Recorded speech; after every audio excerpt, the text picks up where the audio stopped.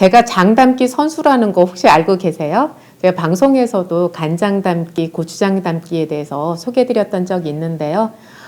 제가 어려서부터 건강이 많이 안 좋았고 그러면서 이게 약만 가지고는 안 되겠구나, 식이요법이 중요하다 이런 생각을 하게 되었고 그때 가장 먼저 한 것이 장 담기였어요.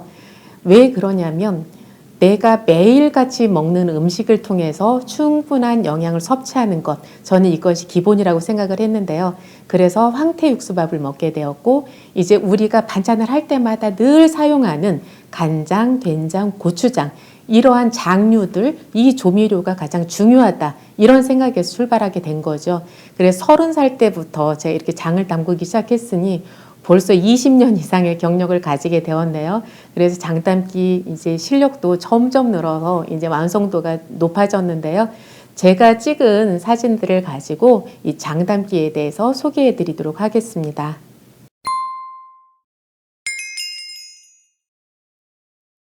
이제 장 담그기에 직접 들어가 보도록 하겠습니다. 장을 담그려면 장에 들어갈 재료들을 준비해야겠죠? 첫 번째 재료는 마늘입니다. 마늘은 밖에 흰 껍질과 머리 부분을 제거하고 쪽을 내게 되는데요. 이 쪽낸 마늘은 껍질째로 깨끗이 씻어서 물기를 빼고 건조시키면 됩니다. 마늘은 백리일해라 하였죠? 강한 냄새를 내는 그 한 가지 해로움을 제외한다면 100가지도 넘는 이로움을 가져다 준다 이런 뜻일 텐데요. 강한 냄새를 풍기는 정체가 마늘이 함유하고 있는 알린이 우리 몸에서 강력한 항산화 능력을 가진 알리신으로 전환되면서 나는 냄새임을 감안한다면 사실상 마늘은 어떤 해로움도 없이 유익함만을 가져다 주는 것이 아닐까? 그렇게도 생각을 해봅니다. 그렇다면 마늘이 이렇게 유익함들만을 가져다 줄 수 있는 이유는 무엇 때문일까요? 저는 그 해답을 마늘이 함유하고 있는 다양한 유황화합물에서 찾고 싶습니다.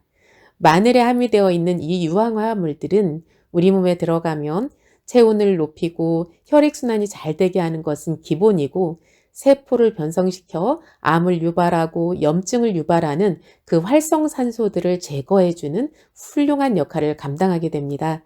그래서 항암 능력을 가진 식품들을 피라미드 형태로 배치했을 때 가장 최상위에 있는 것이 바로 마늘이라 할 만큼 마늘은 매우 강력한 항염, 항암 능력을 가지고 있는 식품이라 하겠습니다.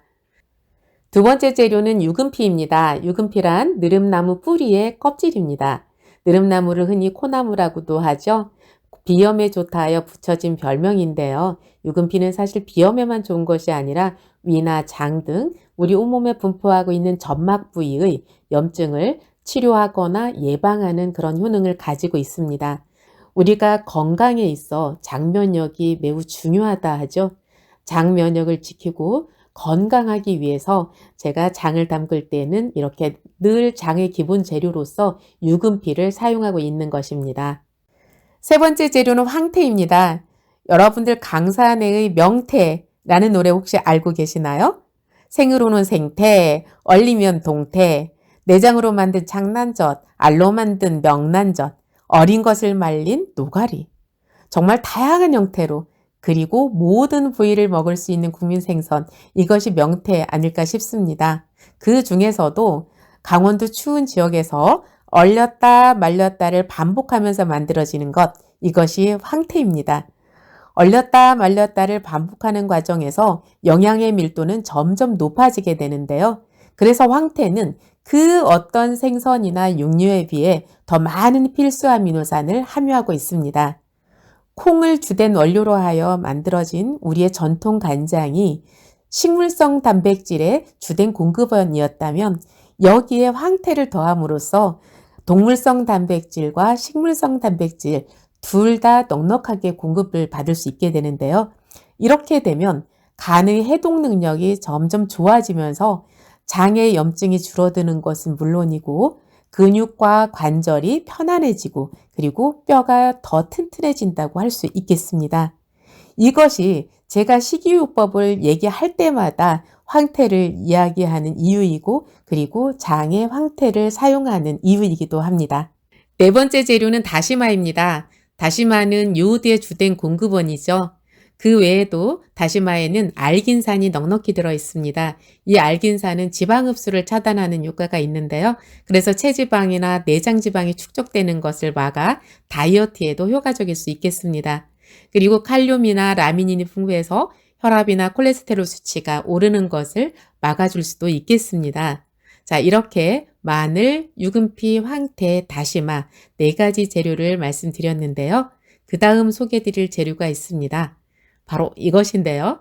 자, 이 하얀 가루의 정체는 무엇일까요? 눈치채셨나요? 바로 죽염입니다. 대개의 경우 천일염을 물에 녹여 간장을 담게 되는데요. 천일염은 바닷물에 온갖 미네랄이 농축이 되어져 만들어진 정말 소중한 것임에 틀림이 없습니다.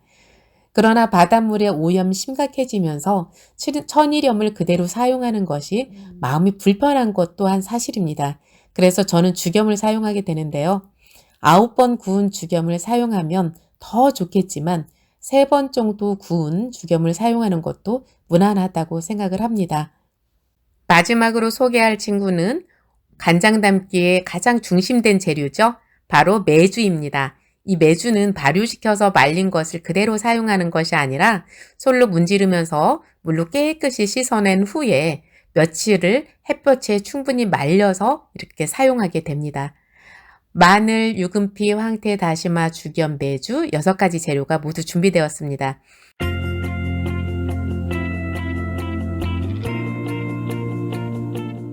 이제 죽염과 메주는 별도로 구분해 놓고요. 큰 통이나 솥에 물을 충분히 부은 후에 마늘, 유금피, 황태, 다시마 4가지 재료만 넣고 끓이게 됩니다.